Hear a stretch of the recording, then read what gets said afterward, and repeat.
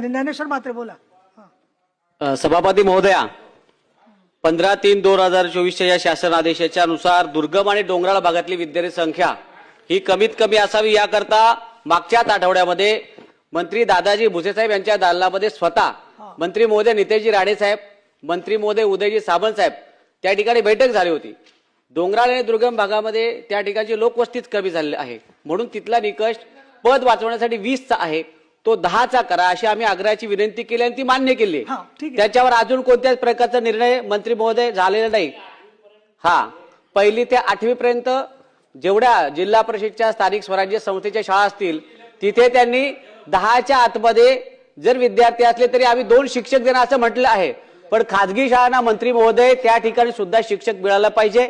9वी 10वीचा शिक्षक जो शून्य झालेला आहे तो ओव्हरऑल संपूर्ण राज्यामध्ये म्हणजे डोंगराळ दुर्गम भागाला तर कराच, पण आमची विनंती आहे की ग्रामीण भागाला 20च्या ऐवजी आपण 15चा निकष केला तर सगळ्या शाळा वाचतील. ते आपण करणार का?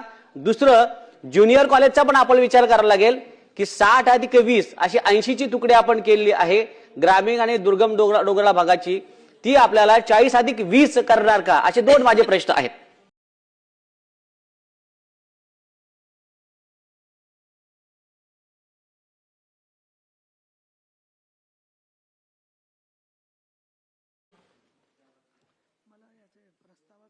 सन्मान्य सदस्यांनी उपस्थित केलेल्या प्रश्नाच्या अनुषंगाने जी बैठक माननीय मंत्री महोदयांनी घेतली होती, स्थानिक लोकप्रतिनिधी त्या बैठकीला उपस्थित होते.